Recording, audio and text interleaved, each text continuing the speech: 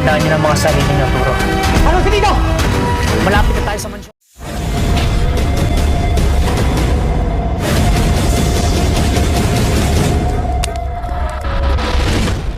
Habang patuloy pa rin na nasa puder ni Lily etong grupo nitong si Lito Balmoria, ay patuloy pa rin ang pag-iisip ni Lito Balmoria kung ano nga ba ang kailangan sa kanya nitong si Lily, kung bakit nga ba siya tinulungan na maisalba ang buhay niya, at kung bakit nga ba hanggang ngayon ay patuloy pa rin ang pagtulong ni Lily sa kanya. Sa kabilang banda naman, habang patuloy ang pag-iisip ni Lito Balmoria, ay dumating etong si Lily para alukayin ng pagkain etong si Lito Balmoria, at sinabi ni Lily kay Lito Balmoria na ipinaghanda na ito ng pagkain at kumain ito dahil napakahaba ng kanilang pag-uusapan at kailangan na may laman ng sikmura nitong si Lito Balmoria para maisiksik lahat sa utak nito ang kanilang mga pag-uusapan tungkol sa kanilang mga plano na pagpapabagsak dito kay Renato Hipolito at dito kay Cardo Dalisay. At habang patuloy na nga ang pag-uusap nitong si Lily at nitong si Lito Balmoria, ay sinabi na nga ni Lily lahat kung ano ang kanyang pakay dito kay Lito Balmoria. At laking gulat ni Lito Balmoria nang sabihin ni Lily ang tungkol sa kanyang nakaraan at ang tungkol sa kanyang pagkatao, at ito ang pinagtataka ni Lito Balmoria kung bakit nga ba alam na alam ni Lily ang tungkol sa kanyang pagkatao, at tinanong ni Lito Balmoria si Lily kung ano pa ang ibang alam nito tungkol sa kanya.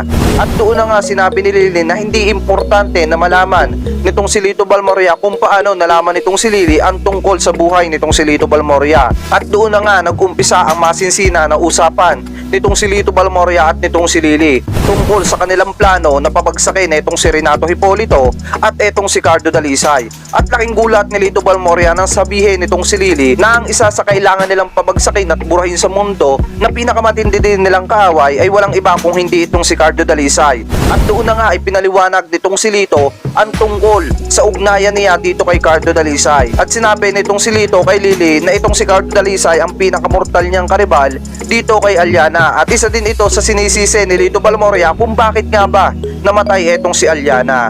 At doon na nga nagkaroon ng idea si Lily kung paano pa iikutin at gagamitin etong si Lito Balmoria laban dito kay Cardo Dalisay at kay Renato Hipolito. Sa kabilang banda naman, pumunta naman tayo sa Task Force Aguila. Nagpunta na nga ang Task Force Aguila sa mansyon nitong si Lito para lusubin ito at mapatay etong si Lito at mapagbayad sa lahat ng kasalanan niya. At pagdating sa rancho ng mga kabayo ay wala silang nakita ni isang tao. At kaagad namang umimik etong si Ramil at sinabi dito kay Cardo Dalisay at sa ibang mga kasamahan na nandoon eto nagtatago sa loob ng bahay. At sa hindi inaasahang pagkakataon ay pinasok na nga ni na Cardo Dalisay ang tinitirhang bahay nitong si Lito. At doon na nga nakita nila ang napakaraming tauhan nitong si Enrique Vera na talaga namang pinagbababaril nitong si Cardo Dalisay at binakbaka ng mga ito. At sa hindi pa inaasahang pagkakataon ay tinamaan ni Cardo Dalisay etong katiwala nitong si Enrique Vera at tinanong nito kung nasaan si Lito. At sinabi naman ng katiwala ni Enrique Vera na kalaban din eto ni Lito at talagang binabantayan nila si Lito hanggang sa makabalik at hindi nila alam kung nasa saan na. At sa kabilang banda naman, habang kausap nga nitong si Cardo Dalisay at pilit pinatutuga etong isang tauhan ni Enrique Vera na aksidente na lang natamaan, ay papadating na nga ang mga sasakyan nitong si Lito Balmoria para bawiin ang mansyon nitong si Lito at ang lahat ng kanyang pag-aari. At doon na nga magkakasagupaan itong grupo ni Cardo Dalisay at ang grupo nitong si Lito Balmoria. Samantala, habang nandoon na nga at nakikipagbakbaka ng mga kasamahan itong si Cardo Dalisay at itong si Cardo Dalisay, ay nagising naman sa kanyang pagkakatulog itong si General Olegario at inisip at nagdasal para makaligtas ang kanyang mga kasamahan. At inisip din itong si General Olegario na dihado ang lagay nitong si Cardo Dalisay at may hirapan ito dahil sa kulang ang kanilang grupo at kakaunti na ang kanilang mga bala. At doon na din nag-isip ng malalim etong si General Olegario kung ano nga ba ang sasapitin nila at kung paano na sila makakaligtas. At tinitigan ito si Lolo Delphi na hanggang ngayon ay wala pang malay. At habang nasa bakbakan nga si Cardo Dalisay, ay napansin naman ng pamilya Mante na wala etong si Cardo Dalisay at umalis at may pinuntahan. At sinabi nitong si General Olegario na susugutin na nga ni Cardo Dalisay ang tahanan nitong si Lito Balmoria at pagbabayarin nito sa lahat ng kasalanan nito. Sa kabilang banda naman, pumunta naman tayo sa nangyayari sa palasyo. Habang tinatawagan nitong si Renato Hipolito etong si Jacob, ay kinamusta naman ito kung ano na ang lagay nitong si Jacob. At sinabi ni ni Jacob na okay na at hindi siya mamamatay agad-agad dahil masamang damo siya. At sinabi nitong si Renato Hipolito dito kay Jacob na magpagaling at marami silang gagawin. Kailangan ni Renato Hipolito ng malaking pondo para sa kanyang pangangampanya sa susunod na eleksyon. At siya ang balak tumakbo bilang presidente at papalitan niya sa pwesto etong si Oscar Hidalgo. Para na sa ganun may isakatuparan na niya ang kanyang mga plano na pagpapatakbo ng bansa at pag-angkin sa lahat ng ari-arian ng kanyang mga karibal at pag-angkin ng lahat ng drug syndicate sa buong Pilipinas at sa buong Asia.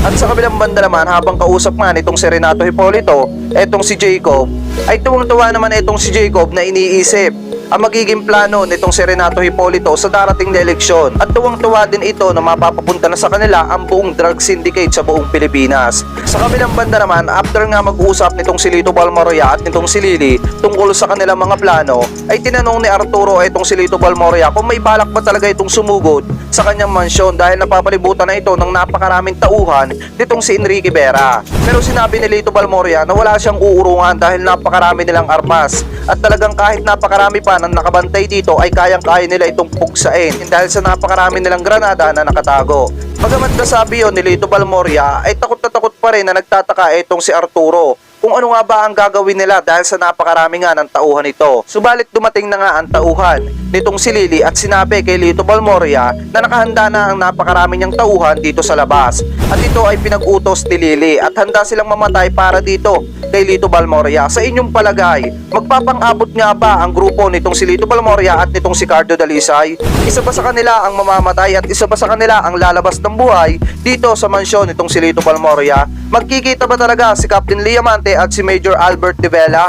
Well, yan yung kapanapanabik na dapat nating antabayanan sa ang probinsyano. At kung ikaw ay may komento at gustong sabihin sa video na ito, ay maaaring i-comment nyo na lamang po sa ating comment section. At huwag nyo na rin pong kalimutang mag-like, share, and mag-subscribe. Hit nyo na rin po yung notification bell para lagi kayong updated sa panibago nating upload. Isang like at isang subscribe nyo lamang po sapat na. Maraming salamat po.